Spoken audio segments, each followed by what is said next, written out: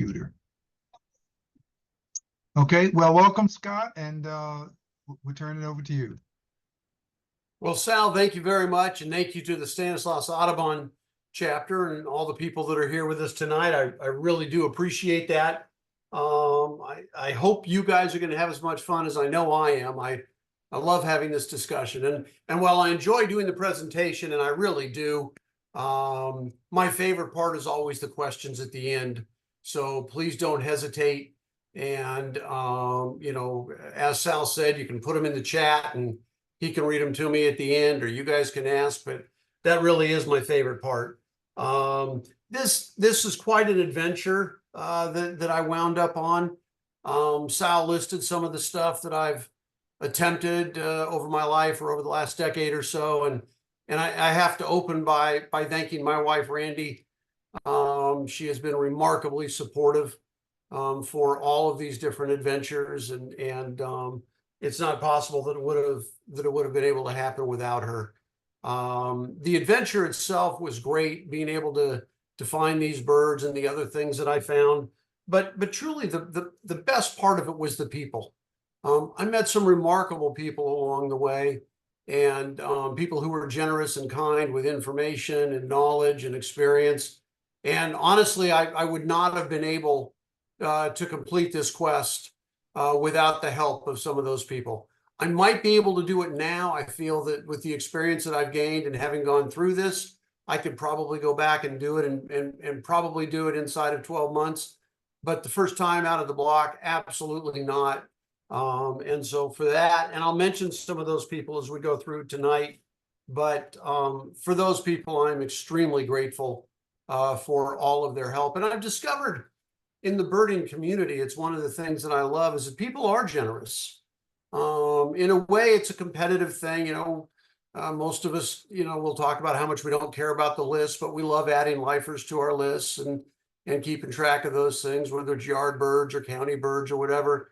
But the magical thing about birding is if you see a bird and you share it with somebody, it doesn't in any way take away from the bird that you've seen. As a matter of fact, it probably enhances it because you know you're bringing joy to somebody else. So I absolutely love that. It's truly a win-win hobby or activity, and so that's a neat deal. As Sal mentioned, so there we go. As Sal mentioned, my wife and I moved to South Carolina from Southern California 4 years ago now. We followed our daughter out here. She took a job with a law firm. And then our son followed us out here when we moved. So for those of you with children and grandchildren, you know what a blessing it is to have all of them living within an hour of you.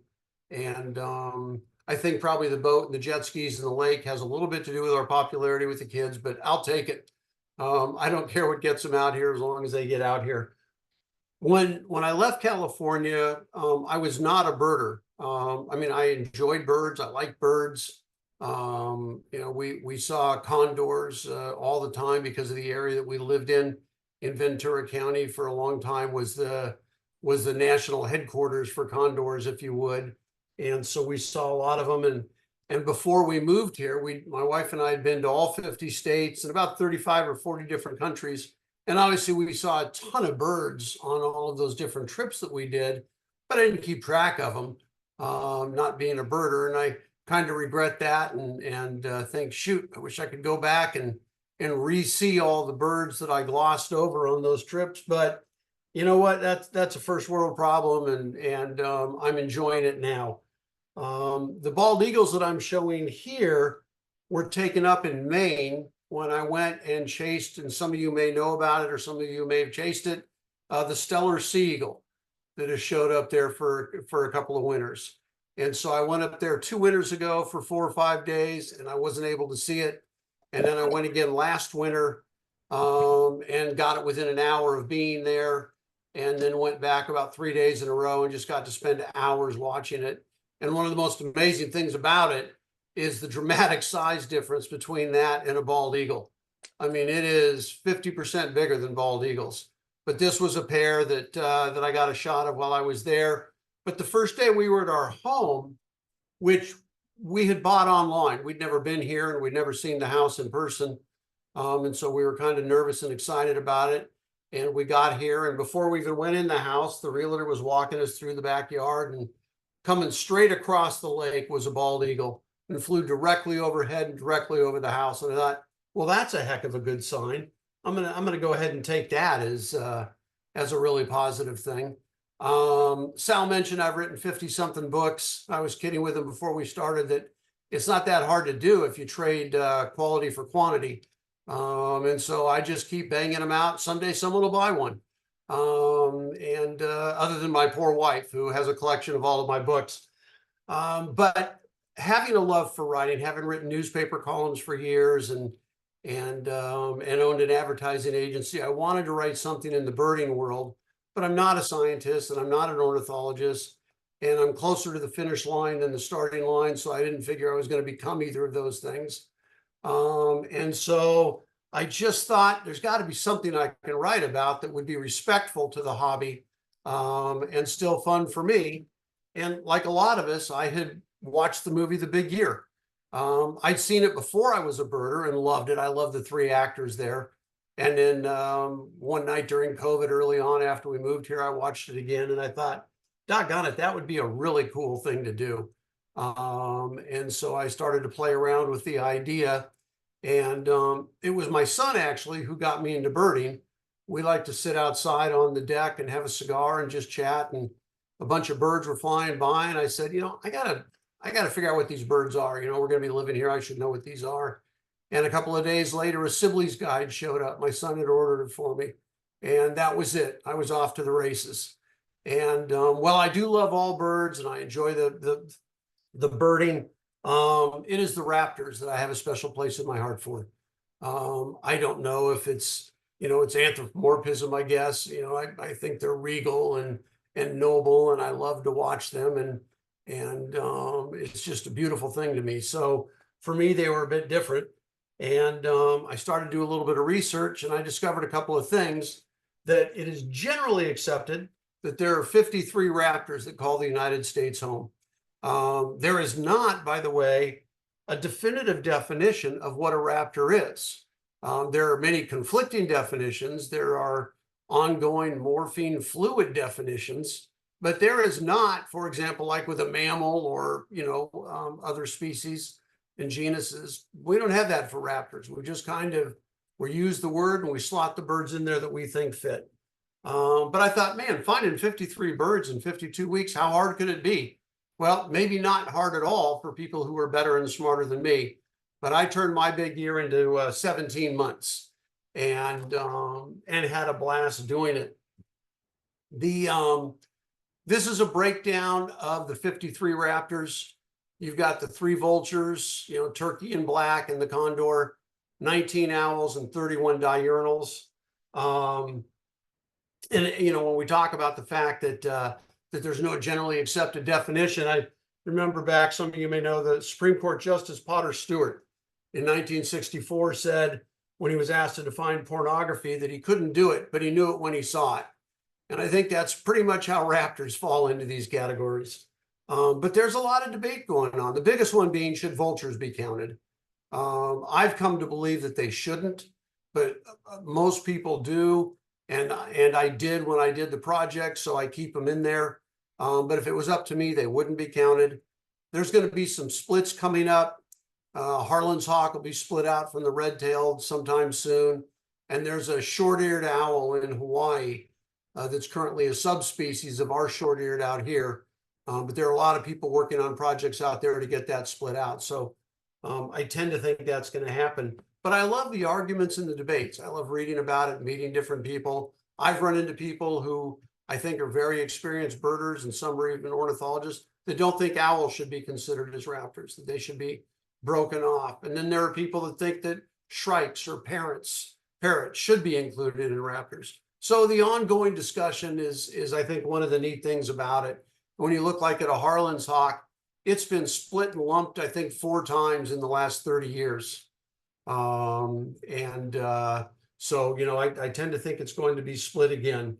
Some of the birds, I think are not necessarily really U.S. birds. The hook-billed kite comes up from Mexico down into southeast Texas. And they even occasionally breed there. But again, I think it's a bit aggressive to call that a U.S. bird. And on the northern side, you've got the northern hawk owl, the snowy, and the great gray owls. Truth is, I would categorize those as Canadian birds and vacationers to the U.S., but we're the United States, so we just go ahead and lay claim to whatever we want. So we count those among them. When I started the project, this was my canvas. I decided I would do the lower 48 states. So there are no endemic birds and no endemic raptors in Alaska or in Canada. There is a hawk in Hawaii that's different, cleverly named the Hawaiian hawk. They must have been up all night thinking of that. So that would be the one to add. My wife and I made a trip out there last year. I wasn't able to find that dang thing, so we're going back in, I think, September, see if I can find that. But this was my canvas.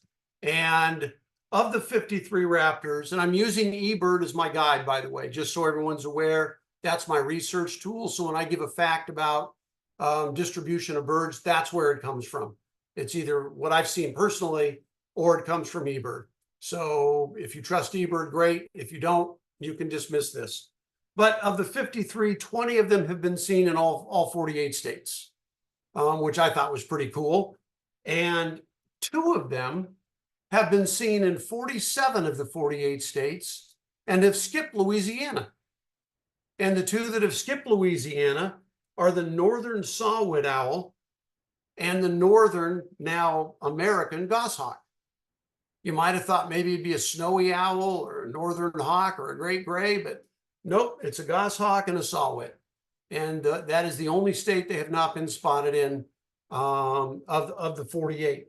The snowy owl has only skipped 2 states, Arizona and New Mexico. It's been seen in the other 46 at least once. And 5 of the raptors are normally found in 3 states or fewer. The Apple-mottled falcon, the ferruginous pygmy owl, the whiskered screech owl, the hook-billed kite, and the white-tailed kite.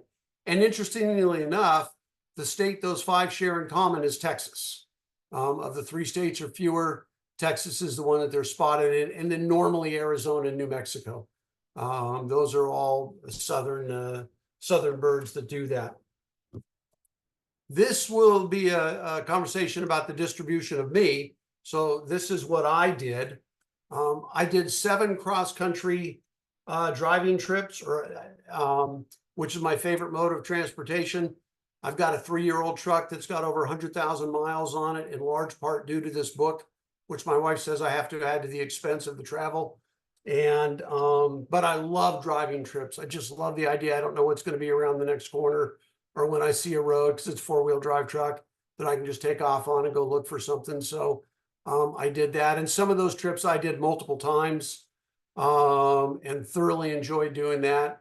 I did 13 round trip flights, which combined had about 50 legs in them. I did tens of day trips and overnight trips to different things to chase stuff down, depending on where I found it or obviously where somebody else found it and helped me get there.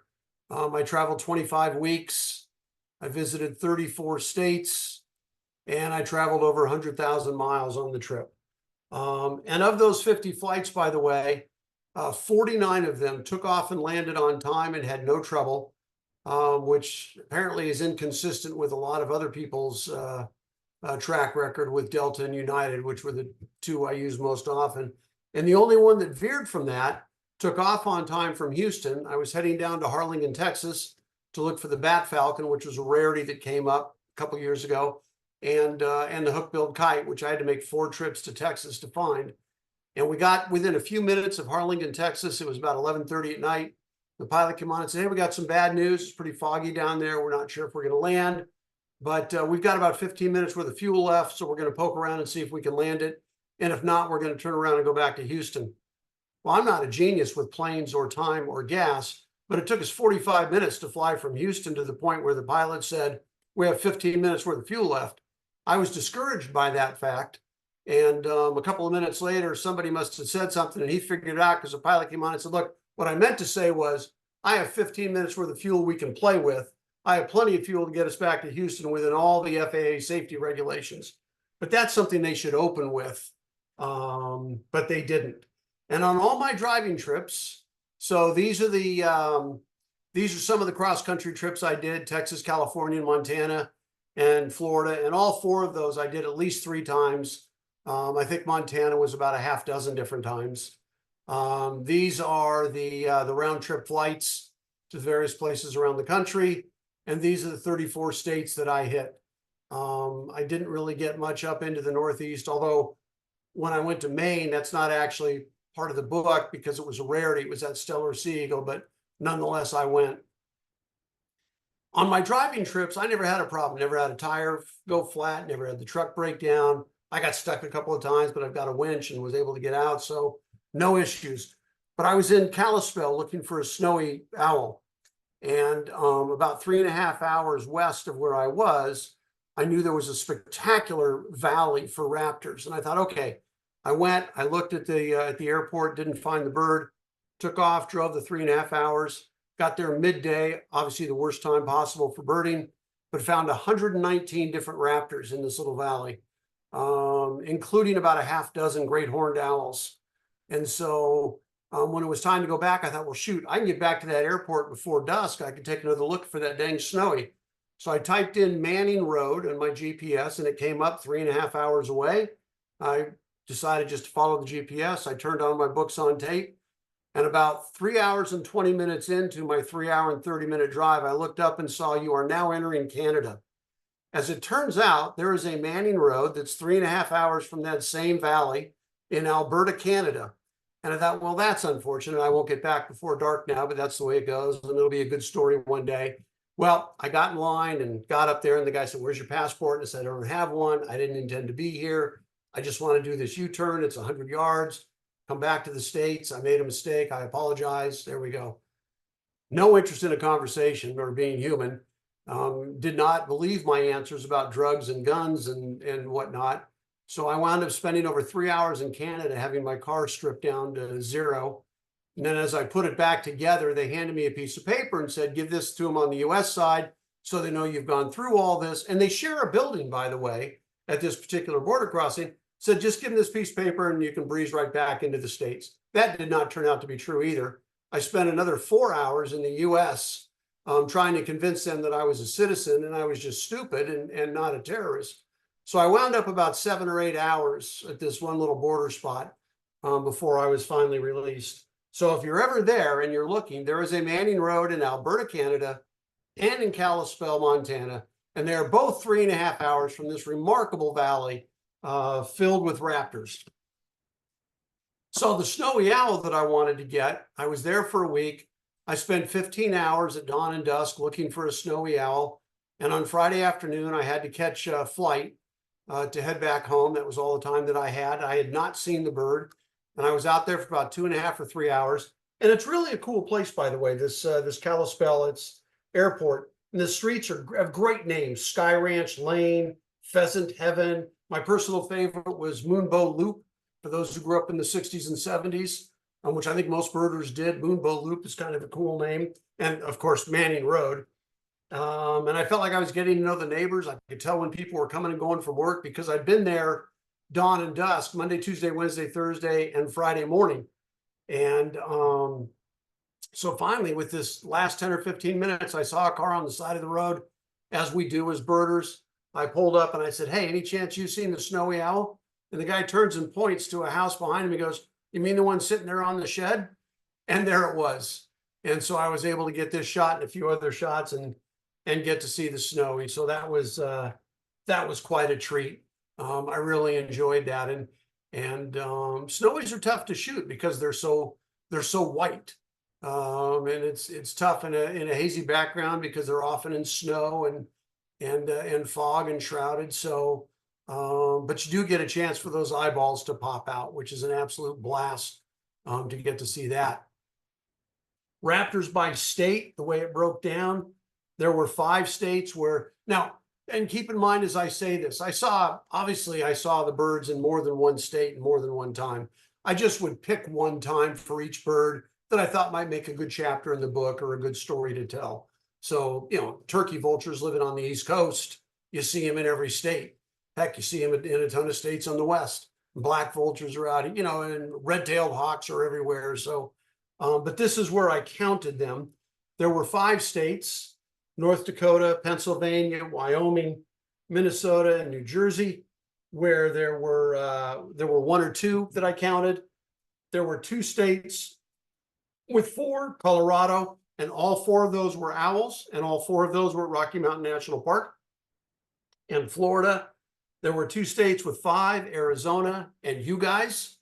And obviously California could have had a dozen or 15 or 20 or whatever it was if I had wanted to do that.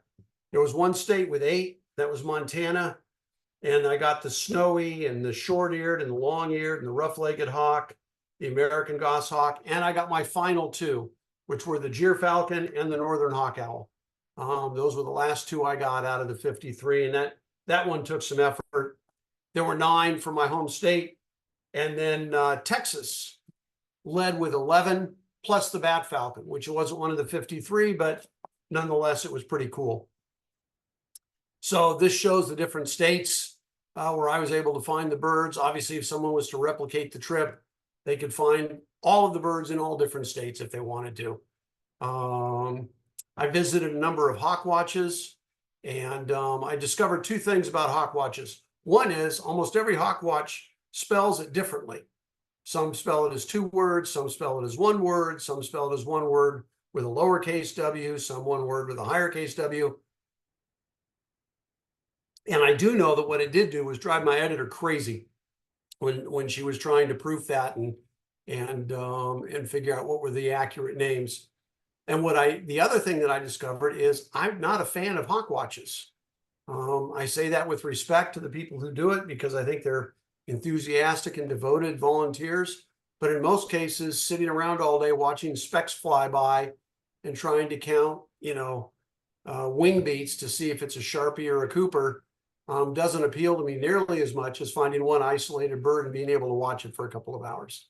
So it's not better or worse. It's not good or bad. It's just something that I learned about myself and about hawk watches. These were the 8 birds where I only got a one-time sighting. Most of them I've seen since, but in the time that I was doing this, these were the 8 that I only got to see once. And a couple of them I would consider myself lucky having seen them. And a couple of times I would just consider myself not educated enough. The flammulated owl is the only one of the 53 that was heard only. The other 52 I got eyes on, and most of them I got pretty good shots of, but the flam I did not. And I tried and tried and tried with a guy that I'm going to talk about later named Scott Rashid. But we were not able to get eyes on it. Although he sent me a text message today, because I'm going to see him next week in Colorado, of some baby flams that he expects to fledge tonight, and he was able to get shots of them poking out of their tree. So I'm hoping to hang on until Wednesday when I get there, but he says that's not going to happen. So that'll be disappointing. But these were just fun to track down. The northern hawk owl was the very last one, and I was not having any luck finding it. And for those of you who use eBird, you may know that some of the raptors around the country or around the world are ghosted. They don't give exact locations of where the birds have been spotted. And so if you spot, for example, a goshawk somewhere in Montana, you can of course take credit for it, and you'll know where you were. But when you list it on eBird, they'll kick it out to a big purple box, generally covering a county or even more than that. So it makes it difficult. And the reason for that is because people will poach these birds. They sell for $20,000, $30,000 to falconers. And so if exact locations are given. So I had gone out to Montana. I'd gotten a call that there was someone jumping in with a question? No? I'd gone out to Montana. I'd heard there was a goshawk and a gentleman was going to get me on it. I landed. I drove about 5 hours to where he was, and within an hour, we were on it. So I'm sorry, not the goshawk, the gyrfalcon. And so that was fantastic, and we got to watch it for a while. And I came back home, and I wasn't home for a day when I got a call from the same guy saying, now there's a northern hawk owl out here. And my dear and lovely wife had me on a plane within 12 hours. And the guy was not able to meet me, but he was able to tell me where the hawk owl was by town. And it was a tiny little town. I landed and drove about 6 hours to the town. And when I got there, it was the afternoon. I had allowed 3 days plus this afternoon. And so I thought, well, I'll just drive around a little bit on these roads and get an idea and see what habitat where I might find it. And so I wasn't in town for 5 minutes. And I turned down this dirt road, and I'm looking down the road, and I see about a half mile down the road, there's 2 cars pulled over to the side. And I said, it couldn't possibly be this easy, but it was. I pulled up behind the 2 cars, got out as quietly as I could. And sure enough, on this 1-lane dirt road on the opposite side of where I had parked, there was a telephone pole with no lines on it. It had been disconnected, I guess probably dropped underground. And there was a northern hawk owl just sitting there. And I was able to snap pictures until dark, come back the next day and found it again, and came back the next day and found it again. And on the 3rd time that I visited, I was there by myself, and it was back on that same pole. I loved to hunt from that pole. So I was on the far side of the road, telephone pole was right on the roadside. And all of a sudden that hawk dropped off that telephone pole, came straight toward me, actually brushed against my blue jeans, the calf on my left leg, and brushed against the blue jeans, and then dove into the snow and got something. And I thought, my God, I just got hit by a wild northern hawk owl. And there were a couple of different highlights on the trip, but that was absolutely one of them. That was just a fantastic moment. I don't know why it was so important to get hit in the pants with a northern hawk owl wing, but it was. And I did, and I will carry that with me forever. And the picture of that, as it was taking off from the pole, is the one that's on the cover of the book. Now, that may have been recency bias because it was the last one of the 53, but I think it was my favorite shot anyway. This is a ferruginous pygmy owl. The best place to see these in the United States is the King Ranch down in Texas. And if you haven't had a chance to take that tour, and you can only get on by signing up and taking a tour, if you haven't had a chance to do that, it's just a great thing to do. They've got a ton of wildlife besides birds. They've got a large number of birds that you don't get to see in a lot of different places.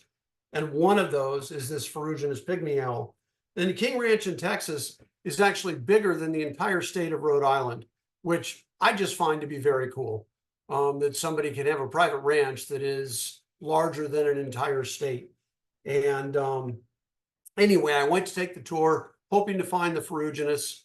Early in the morning, we heard it, but not a great hear. I don't like to count herds only anyway, so I wasn't going to count that. Then a little later in the morning, we got to see one. Not a great look, but a clear ID. But just a quick tuck into the brush, and didn't get to see much of it at all. We were breaking for lunch. There were 5 of us in a van. We stopped, we pulled over, we sat down on this picnic table that they have set out in the middle of nowhere. Look up from the picnic table about 10, 12 feet away from me, and this is what I saw. This ferruginous just sitting there, and it stayed there through the whole lunch. It just didn't leave, didn't seem scared. We were talking in a normal voice. And we were just very, very fortunate to be able to see this. I was down in Costa Rica recently and saw a ton of them, which was fantastic. But this one was very cool.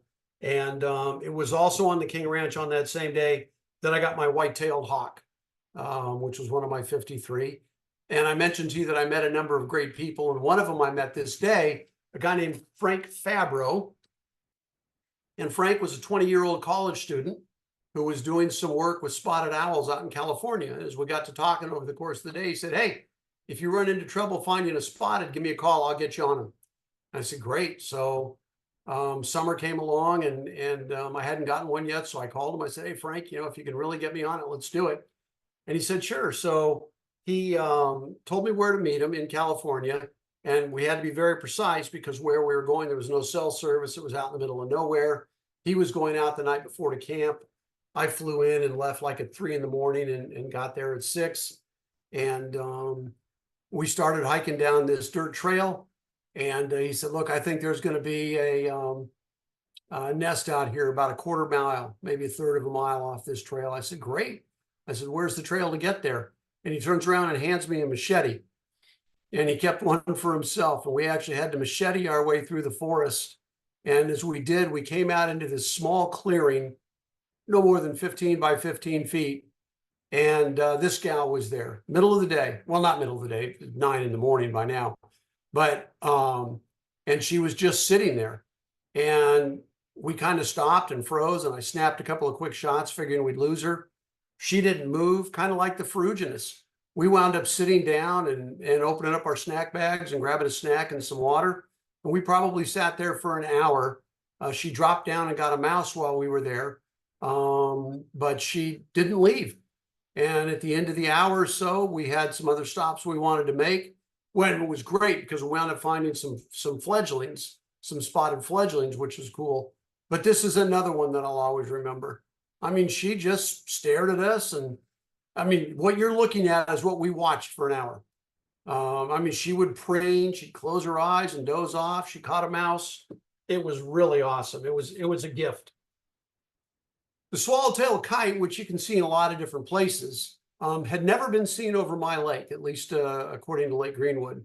And before I started this book, my son and I were out there one afternoon in the pontoon boat, just floating the engine off out in the middle of the lake. And I had taken him up about 3 or 4 days earlier to a place about 3 hours north of here where they do get a lot of swallowtails. And I was shooting them up there. And we were just sitting there having a cigar and chatting. And I was looking one way and he was looking at the other. He goes, Dad, there's one of those swallow things you showed me the other day. And I said, no, they don't come down this far south. He goes, Dad, I'm telling you. And 20 feet over our head, 25 feet, that's where I got this shot. That bird flew over our head. Boy, that just sent this whole county into a feeding frenzy. You guys know this when a bird shows up and people are keeping their county lists, and people came and found it. And we got to talking about it. And by the time we got back to the dock a couple hours later, the idea for this book was in place. We actually had named the book by then. And this was the first one that we wrote about, which I thought was really a cool deal. You were asking about boreal owls, Sal, earlier. So there's a gentleman named Scott Rashid who lives in Estes Park, right outside of Rocky Mountain National Park. He has devoted his entire adult life, more than a quarter century, to studying the 4 small owls that live in Rocky Mountain National Park. And he has gathered more evidence and more information about those 4 owls than everybody else combined. And those were the 4 owls that I got while I was out there, this boreal being one. And so we went, we found a northern pygmy. We actually found a handful of northern pygmies. And we found, we heard the flammulated. I told you about that a little bit earlier. We climbed up a mountain in the middle of the night and did our best to find it, but we weren't able to. But we could clearly hear it. There was no doubt as to what it was. And then as far as the northern saw-whet and the boreal, he said, if you can come back in September, I do a banding project here at the national park every September. And the park is kind enough to give him a ranger station for 2 weeks. And he sets up his stuff up on a hillside, sets up his nets. And so I flew out to hang out with him for about 4 nights. And, you know, we set up the nets, and you'd be watching. You have computer monitors on all 3 of the nets you've got set up. So as soon as the bird hits, you can get out there, because otherwise the barred owls are hanging out and they just think it's a buffet. So you got to get out there quick. And in the 4 nights that I was there, we actually got 2 northern saw-whet and 2 boreal. And he'd never gotten 2 boreal in a year before. And he'd gone some years without any. And we managed to get 2 in 4 nights.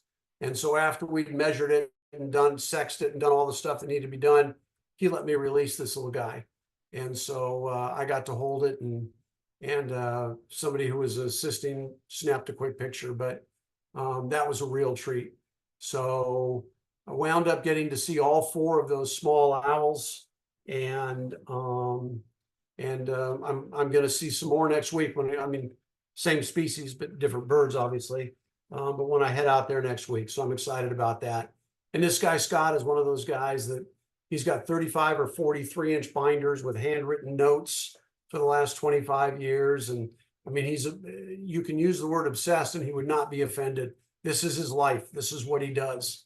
And he's a marvel. And so as soon as I sent him that note, he said, "Oh my God, you got to get here today because we got the flams and this and that and the other." I said, "Scott, I can't get there till Wednesday." So we'll see what happens. Let's see what we got here. Sharpshin. So Sharpies aren't that unusual to see. You know, if you live in an area where there's Sharpies, you got a good shot as long as you can differentiate between that and the Coopers. This one was actually from a Hawkwatch, Commissary Ridge up in Wyoming. And they have a banding station and a Hawkwatch up there. And this was early on in my process, and they've got golden eagles that go by and Sharpies and different things. Well, you know, I'll go up and see what I can see, and I'll count one of them of what I see. So I put it into GPS. I drove all the way out there to Wyoming from South Carolina and went where GPS told me to go. Couldn't find it. It was just a dirt road and there was no exit off the road. And oh, you got to be kidding me. And I'm scoping around, hoping to find a Hawkwatch or a banding station or a human being. Couldn't find anything. Drove around for a couple hours. Finding that, well, I'll just drive, keep going down the road, see what I find. I drive about a mile down the road. I find a beautiful fence, beautiful wooden fence. And it looks like there's a house maybe a mile back from the road. So I boldly open the gate, let myself in, close the gate behind me, drive down to the house, knock on the door. And the house, it's a mansion. I mean, it's all made out of wood. It's a log cabin, but it's a mansion. It's got to be 8,000 square feet and just beautifully maintained. The door opens and there's a woman. She's no more than 5 feet tall. And she's somewhere between 60 and 120 years old and somewhere between 60 and 120 pounds. And she's made out of pure leather.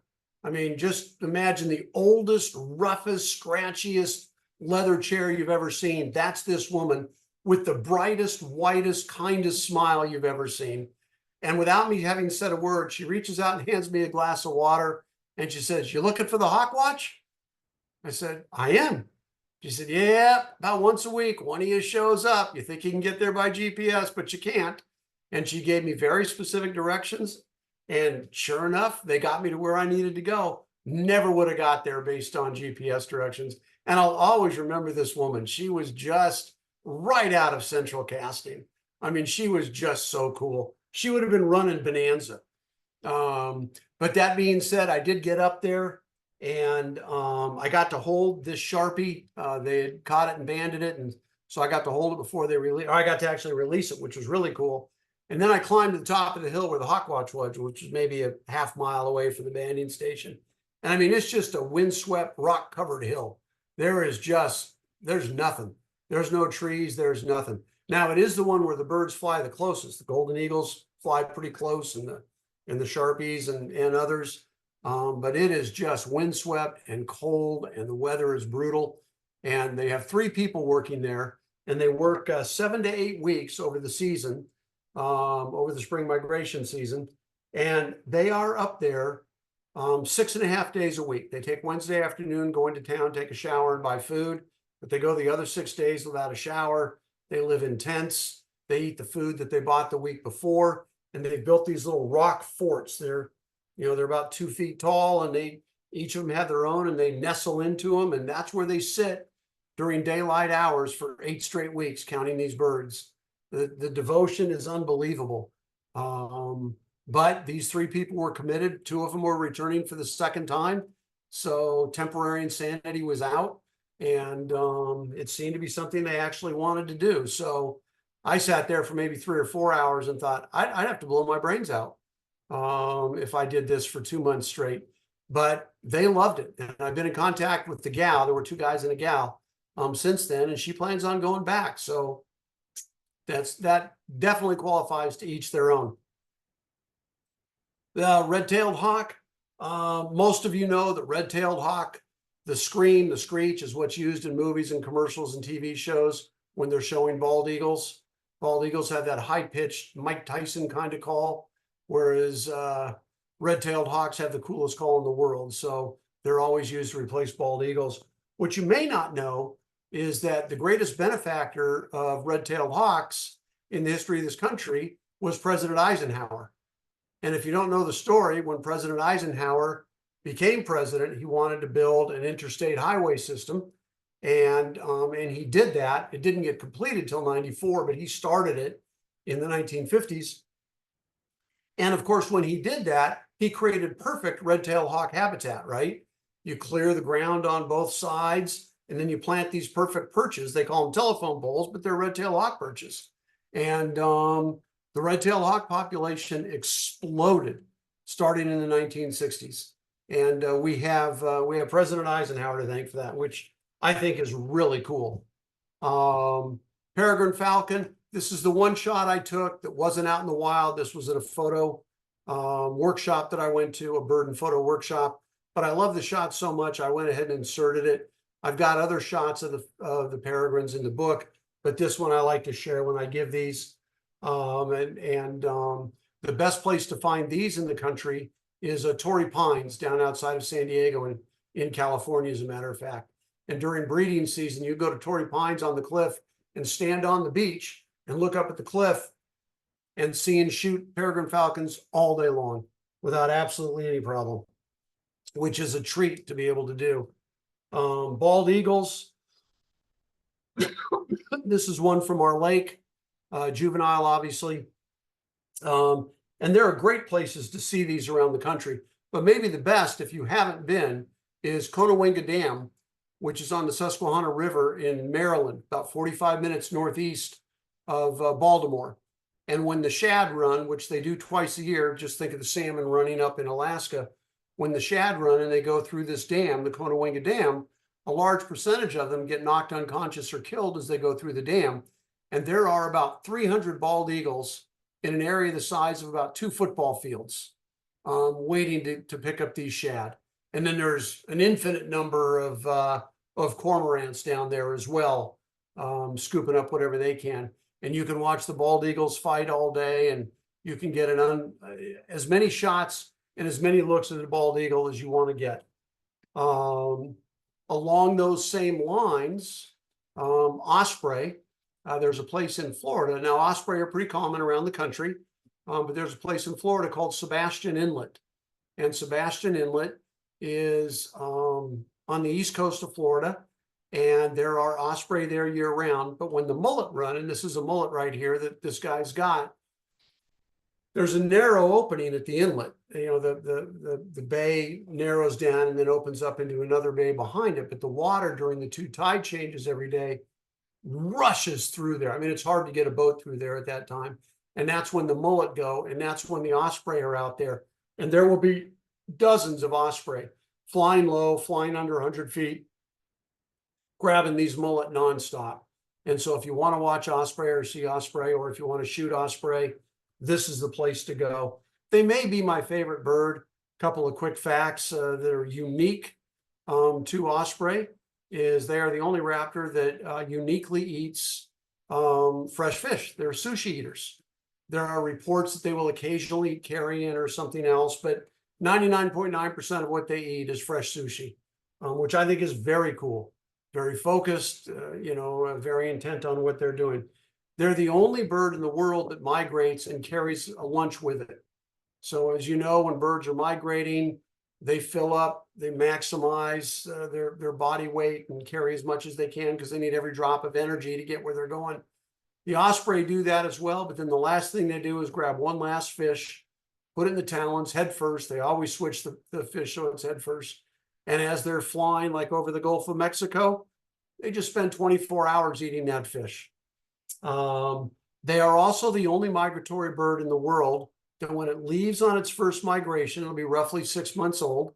Ours at this lake leave in September, right around Labor Day. When they get where they're going, southern Mexico or Central America, or even the north part of South America, they actually stay 18 months. They don't come back in 6 months like every other bird. They stay through a cycle and then come back a year later. Now, ornithologists have not been able to figure out why. There's a number of ideas floating out there, but there's no definitive answer. No other bird does it, and osprey only do it their first year. And then the last thing they do that is unique is their eyesight adjusts for refraction. So anybody who's ever tried to spear a fish from above the water or shoot it with a 22 or something, it's hard to do because the light doesn't work. You know, you're not seeing the fish where it actually is. Osprey's eyes correct for refraction, and they do that while it's diving at 60 or 70 miles an hour, and they can go 2.5 feet on a dive. Whereas a bald eagle, for example, doesn't dive. They're only surface hunters. So that's kind of why I think they're really cool. Great gray owl. I went to Sax-Sim Bog in Minnesota to find this, minus 36 degrees, which I was hoping would be rewarded by finding one, but I didn't. I spent a week up there, and then I went to a Yellowstone where it was minus 25 degrees, and I was about the only visitor in the park. It was right after the first of the year. There were a dozen people there on a wolf watch, and there were rangers, but I think I was the only pure tourist. And they just have one road that's open. It's 52 miles out and 52 miles back. And at the far end of that road, I found this great gray owl, which to me was just spectacular. Once again, and I've said this earlier, I just felt so lucky and so gifted. Rarities, not everybody can chase or enjoys chasing birds. I don't chase most rarities, but I will chase raptors. This was a bat falcon, which was down in Texas. I chased a stellar sea eagle in Maine and got that. And then a lot of you probably are aware of Flacco, the Eurasian eagle owl that got vandalized and cut loose from the Central Park Zoo, and unfortunately got killed a couple months ago, ran into a building. But in between, it lived free for about 18 months. And so I went up to Central Park to find that and did, and got to watch that, which was really cool. And one of the raptor centers I do volunteer work for has a Eurasian eagle owl as part of their educational program. So I got to see them up close and personal, but it was still worth driving 1,000 miles to see it in Central Park. As I mentioned before, this was the last one. This was the northern hawk owl, which was, it was just a gift. It was just a gift. Whatever your spiritual or religious beliefs are, this was a gift from wherever that comes from. And I was just overjoyed that I got to see it. And as we start to wrap this up and take a look at questions, this is the book I wrote. If you have an interest in buying the book, you know, you'd be welcome to, of course, but you know, absolutely zero pressure. But I didn't used to have this slide in here, and then I'd have people asking me later. So I have a website called naturallyscott.com where you can find most of my, what I consider good photographs. Others may or may not. But from there, you can click and buy the book, and you'd be welcome to do so. And so this is the only photo that I doctored of all the photos where it says thank you down here. This was taken up at Pinnacle State Park, close to you guys. And this didn't say thank you, it said high voltage. But for the sake of this slideshow, I changed it to thank you. I didn't want to mislead anybody, so I factually will tell you that that's what it was. And I do want to thank you. I appreciate the people who signed in, and especially those who stayed to the end. And I think we've left time for questions, Sal. That was the plan.